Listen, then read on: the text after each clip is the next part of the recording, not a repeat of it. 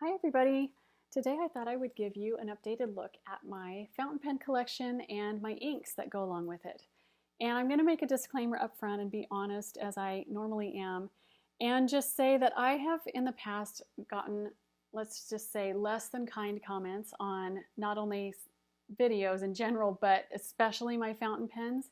And really what I've learned from that is whatever hobby that you're in, you're going to find people that have very, very strong opinions, and people are going to be in that for different reasons. And so I'm just going to tell you, I really enjoy fountain pens, and where I'm coming from is that I like using them, but I'm looking for quality, but I'm also looking for affordability. So if you are someone who is like a true collector or somebody who is very experienced and you're a professional, this is probably not the video for you, and so I wish you, all the best. If you're still here and you want to see my collection, then just stay tuned. But I'm going to walk through each of my pens and some of my inks and just kind of explain how I decided on which pens I wanted to buy and what was worth the money I thought for me.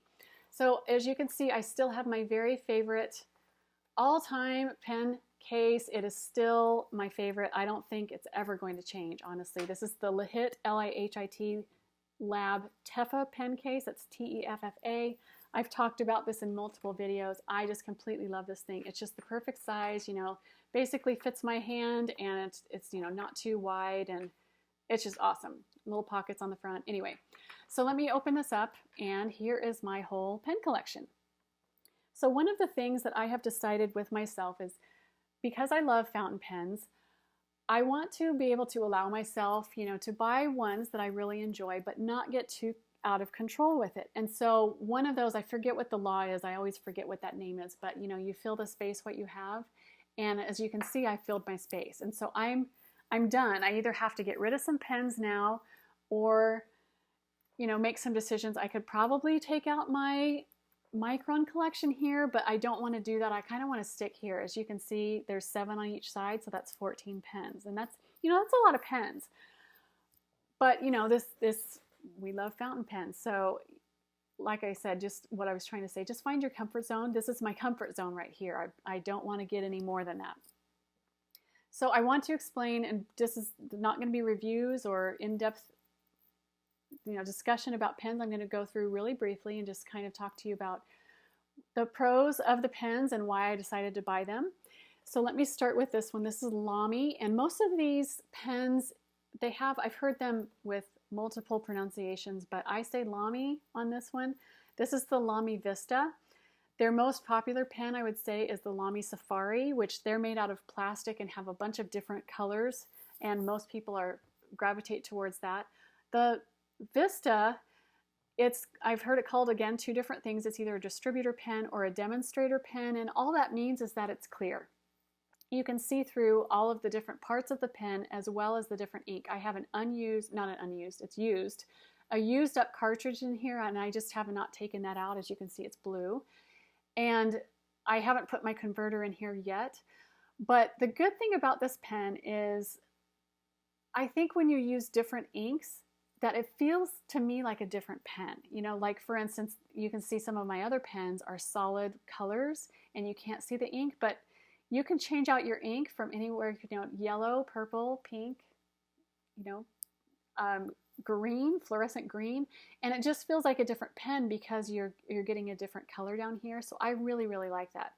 Lamys are fairly affordable. They, for average, about $30 or so, which if you're new to the fountain pen community, you're like, holy cow, $30 for one pen, that's crazy. But some people spend, and I'm not even kidding about this, multiple hundreds of dollars up to thousands and even tens of thousands of dollars. And so that's, again, what I was talking about. Just kind of find what your comfort zone is and why you're buying a certain pen. What's the advantage of it for you. So I really like the Vista for those reasons. I also love the Lamys because, as far as I'm concerned, they're the only ones with interchangeable nibs. Now, before anyone says anything, I realize that you can change out the different mechanisms up here But the Lamys, in my experience, are the ones that are the cheapest and the easiest to do. And so all you do, which actually I'm going to get out my microfiber towel because I still, as you can see, I already have ink on my fingers. I'm going to get ink. So this is, I've talked about this before as well. This is just a microfiber little towel. I bought it on Amazon, and it's for cleaning off glasses or computer screens or something like that, any technology. I actually have one, and I'll show you. You can see I use it to touch my nibs. If it has ink on it, I'll just touch it on here and get the excess ink off. And as you can see with the dark blue on here, you can hardly see the ink, and so I really like that. So it's going to stain, and I don't care about that. This is, of course, a Vincent van Gogh Starry Night, but you know, there's so many different ones, and this is like $10 or less.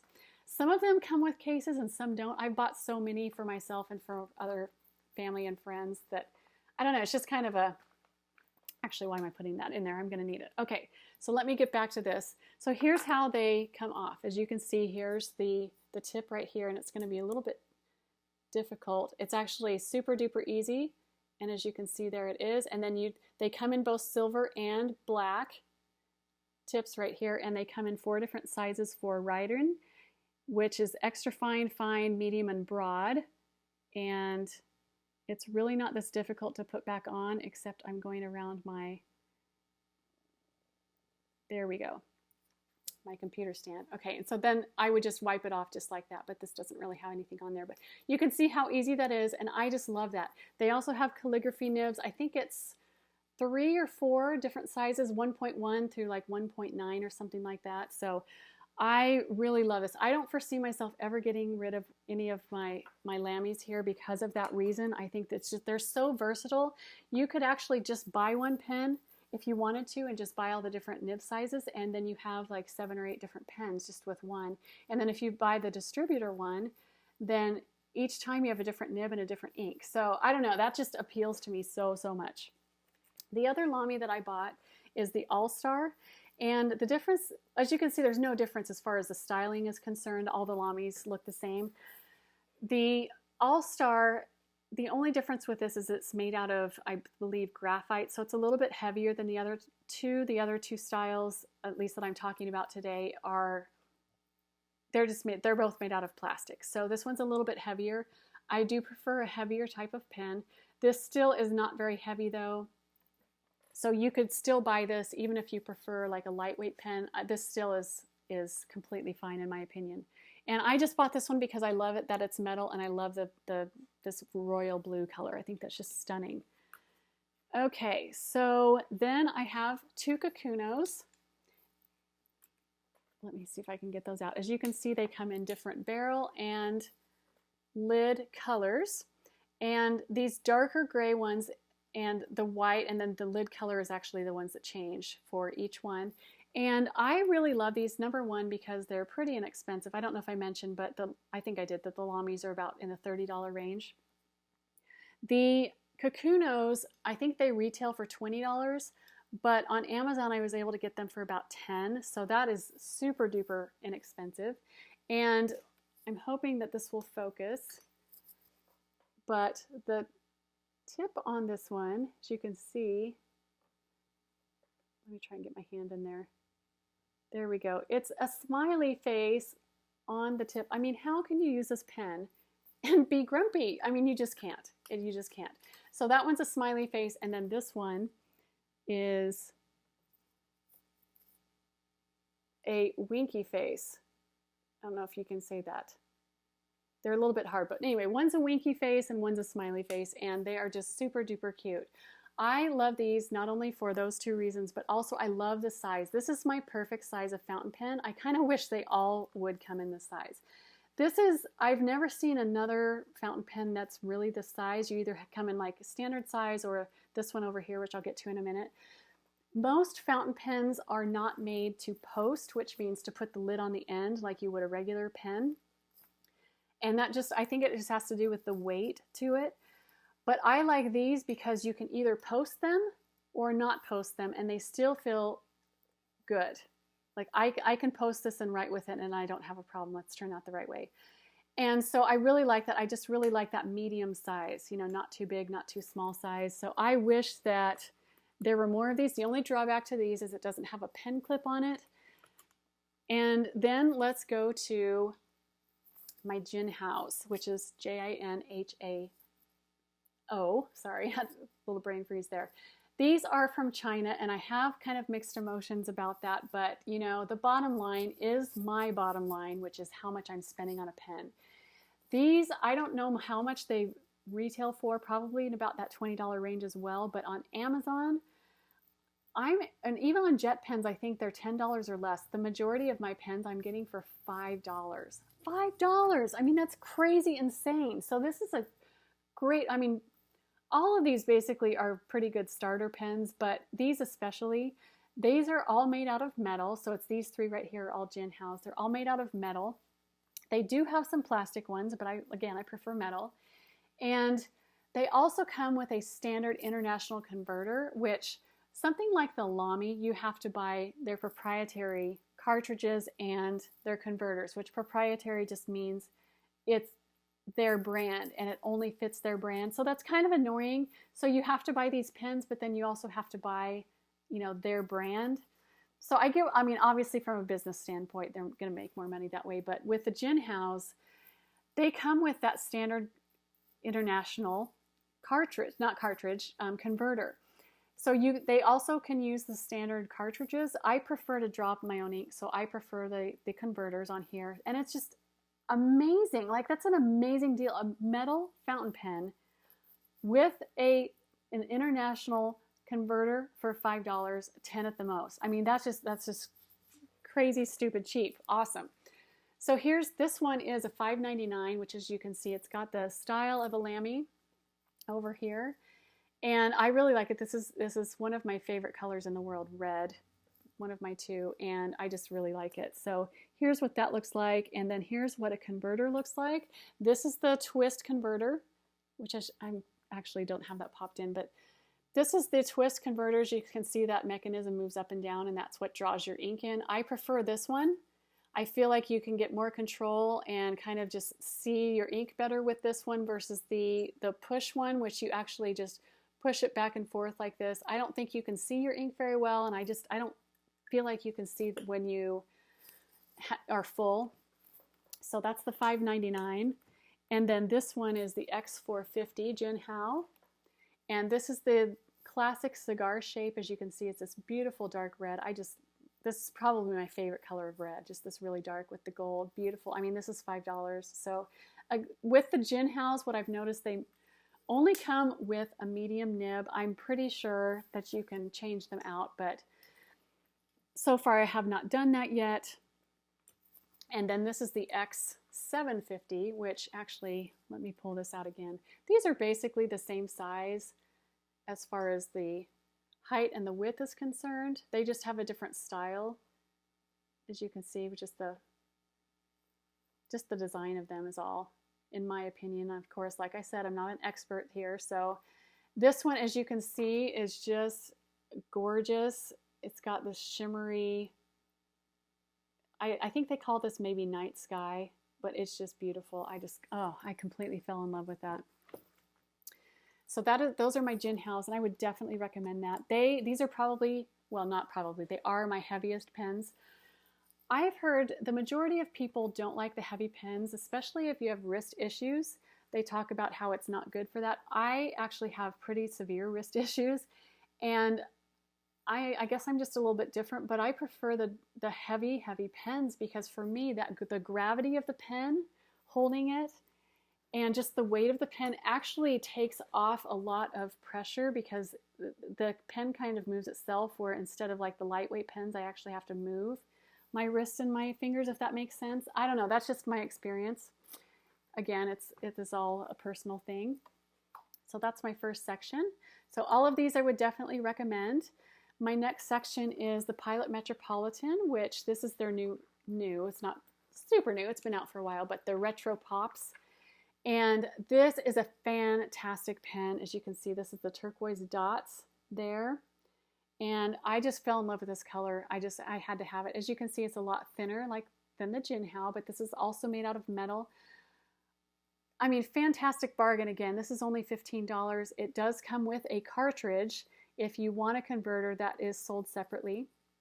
And so all of these pens, I mean, $15 for a metal pen is fantastic. I have never met a Pilot pen of any category, like ballpoint, gel, I'm trying to think, the marker, and yeah, the fountain pen. I've never met a Pilot pen that I have not liked. So that's fantastic. They come in beautiful, beautiful colors, not just the Retro Pops collection, but just the other ones as well. Very classic looking, cigar type shape, but smaller.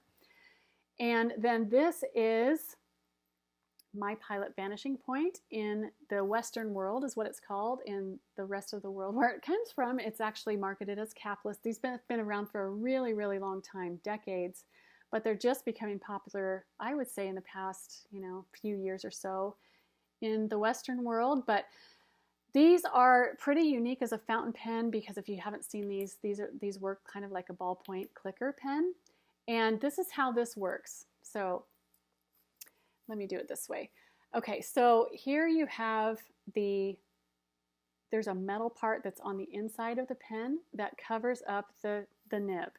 And so when you push down on the clicker, then it will kind of push that out of the way and it will come up, and that's how you write with it over here. When you push it down, then this kind of retracts. It's got like a spring mechanism, and then that's how your pen is not going to dry out, because the majority of fountain pen inks are water-based, and so that's how you can get away with not having a cap on here.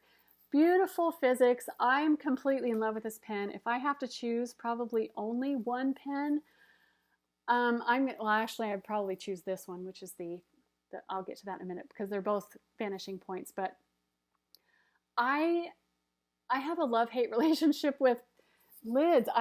I'm always kind of paranoid that I'm going to lose them. I don't like that majority of fountain pens are designed to use without it, because that automatically means that your pen lid is just sitting there waiting to get lost or knocked off or something. So this is just so streamlined and so beautiful. The only thing with this is you have to learn to write. Let me click this out. Because of the way that this is designed, you have to write like this. That's the other thing about fountain pens. With your normal ballpoints or gels or marker tips, you can kind of like rotate your pen all the way around, even with mechanical pencils. With fountain pens, you can't do that. You have to write them only one way. So it takes a little bit of getting used to having the pen clip right here, but I really, really love it. This is in a fine point, which is actually probably an extra fine in the Western world, which I really have small handwriting and I love that. So actually, let me leave this. I won't leave this out because this is another vanishing point, but this is the Decimo, which is like the ladylike version, I would say. Just it's thinner and more sleek than the vanishing point, as you can see over here, the normal vanishing point. This is in the extra fine, which I love. So I'm really excited. This is the pen I would probably, if I have to choose between all of these, I would probably pick this one, just because I'm completely in love with the design and that it doesn't have a cap, as well as the color. It's gorgeous. This is me to a T right here. And so let me put these back in.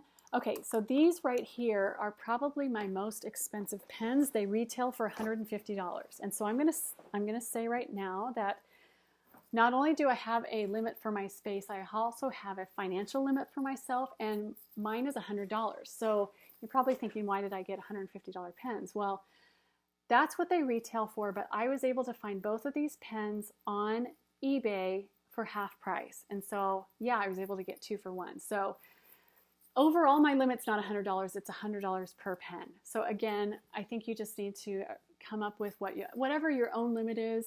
That just happens to be mine, just because that's what I feel comfortable with. But I have no regrets on buying these pens. I'm super, super, super happy about that. Then I also have, these are my other probably next most expensive pens. These probably retail about the $100, $120 range. These are the TWSBIs. And I have 2 minis, one in the classic and one in the black. And then this is the full-size mini right here. I love the TWSBI Mini. I'm a little iffy on the full size, because this one you definitely have to have the lid off of this one. These are made out of plastic, and the pen though is made out of metal. So for me, it actually feels like a metal pen because it's kind of, you know, it just has that feel to it, even though it's like half and half as far as the materials are concerned.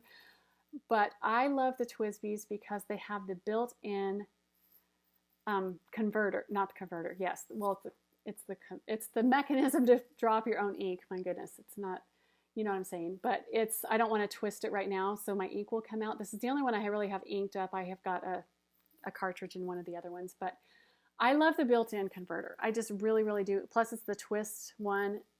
And I love that they're clear as well, because it kind of reminds me of the Lamy Vista, where it feels like a different pen every time you put different ink in here. And I just love the way it writes. I think it's just a really good quality pen. It's kind of, like I said, if you're an expert, it's probably you're like, that's nothing. But for me, you know, somebody like me who's on a budget, it's a lot of money.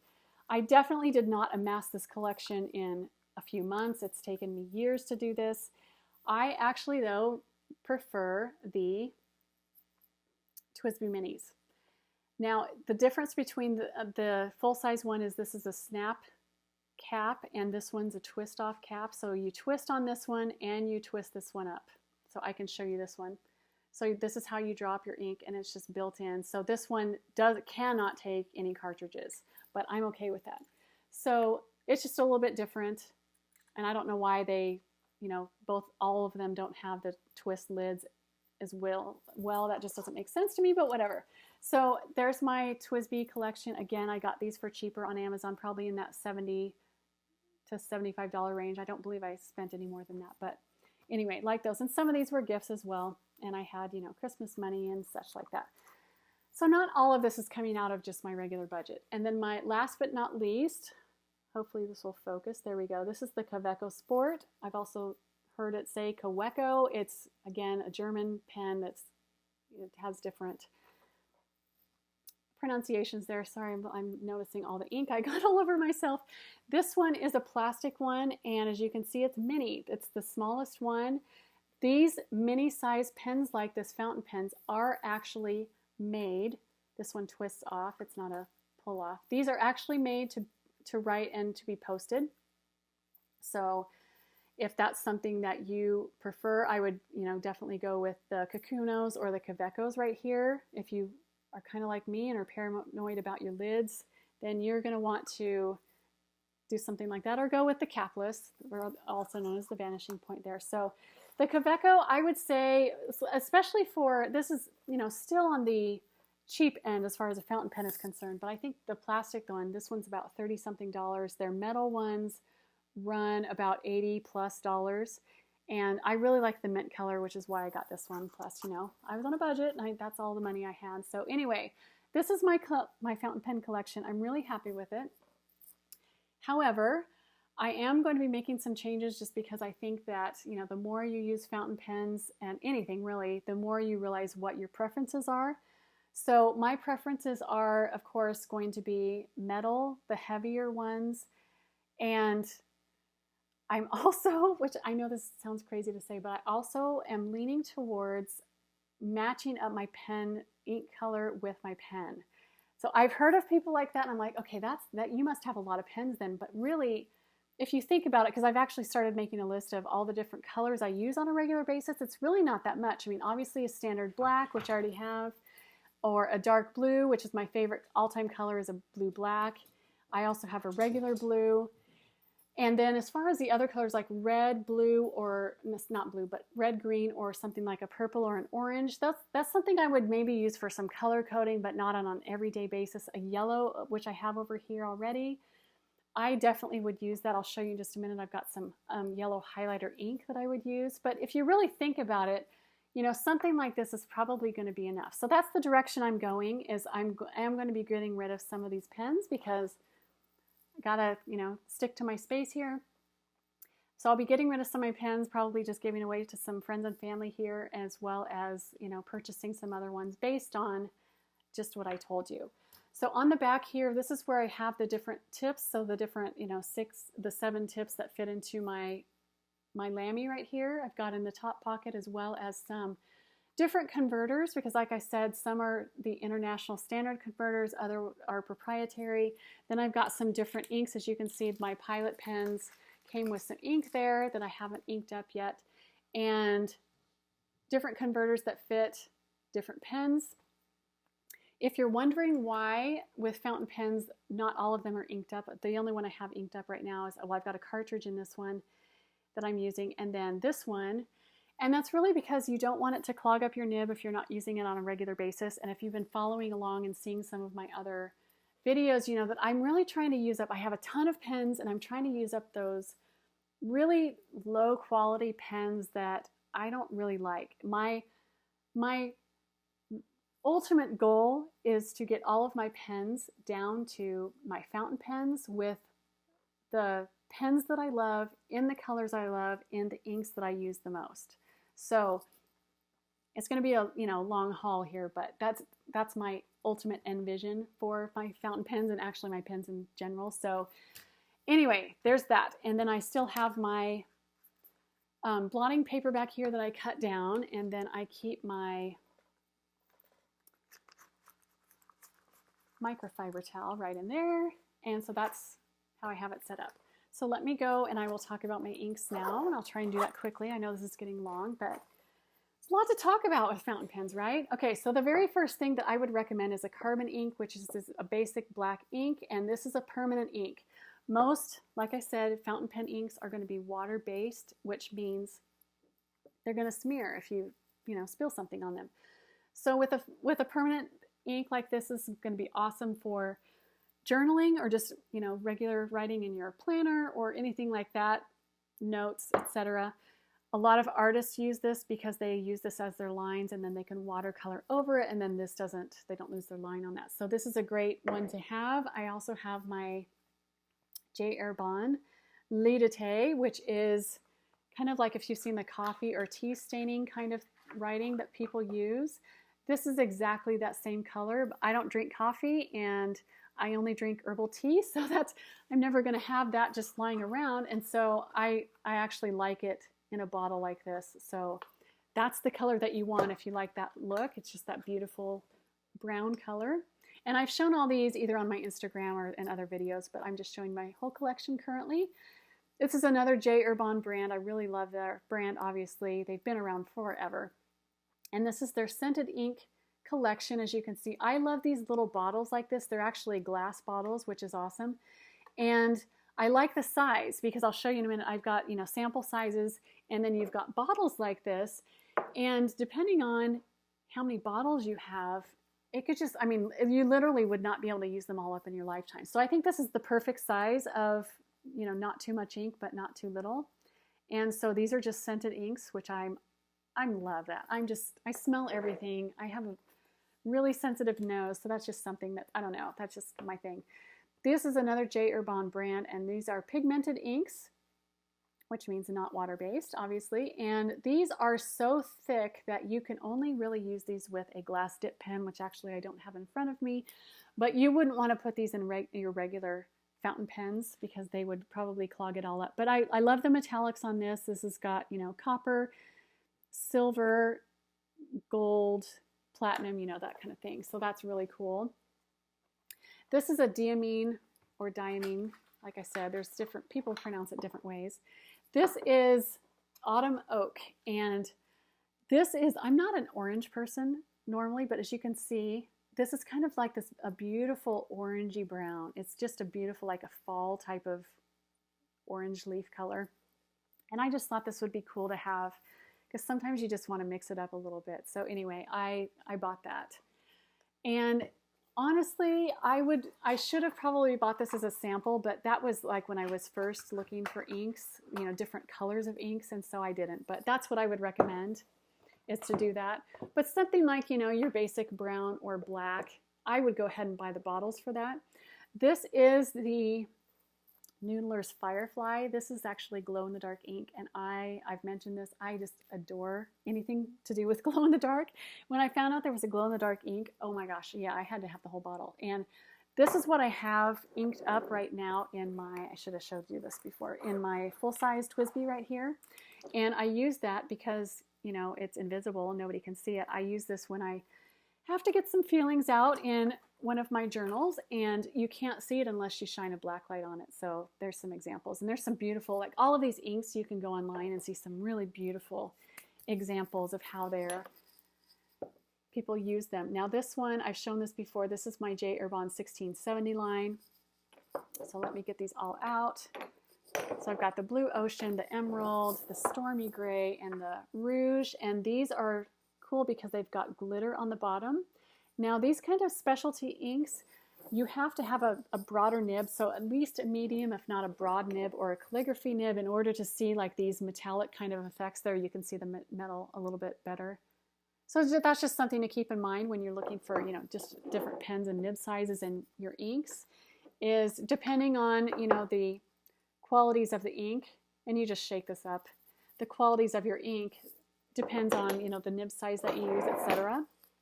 And then last but not least, and again, if you're new to the community, you're like, holy cow, you have a lot of inks. This is actually nothing. Like my pen collection and my ink collection really are a drop in the bucket compared to some other people, because just like I said, I'm trying to impose some limits on myself. This is another one that I have a limit on.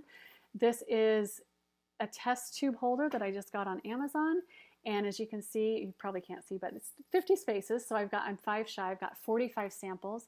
Originally I ordered about 25, I believe, from Goulet Pens, and I ordered the ink. I tried to match up the Hobonichi monthly ink colors, and then after that, how I decided to choose was just some specialty types of ink. So these last 20 are the Diatramentis, I think is how you say it, and they have a scented line, which again, I'm just a sucker for scented. And then if I can find them, I've got this, these Diamine Night Sky, they have a glitter collection, just like the kind of the J. Herbon ones, but I just ordered the samples of those. And then I'm trying to find, because I have a highlighter inks in here somewhere. I think they're probably more this way. Well, okay, this is a good one. This is the Blue Erase. So this is a wet erase. You can actually have a fountain pen and have a wet erase marker, which I think is unbelievable. Here's the one that I was looking for. This is, actually this is the Firefly. And maybe I'm mistaken on this one. Somebody can correct me if I'm wrong, but this is the Firefly. This is the yellow. So you would use this like a highlighter. So my yellow pen that I have, that's what I want to put in there, is eventually use up all of my different highlighters and my other yellow pens and just get down to, you know, yellow fountain pen ink and my yellow fountain pen. Anyway, that's just kind of what I decided. An average bottle of ink is probably anywhere between, you know, $10 and $20, I would say, depending on the properties of it. And then samples like this are anywhere from $1 to, you know, $2 or $3. So that just gives you an idea on the pricing of those. But anyway, that's just kind of my philosophy on my collection here and how I've amassed these.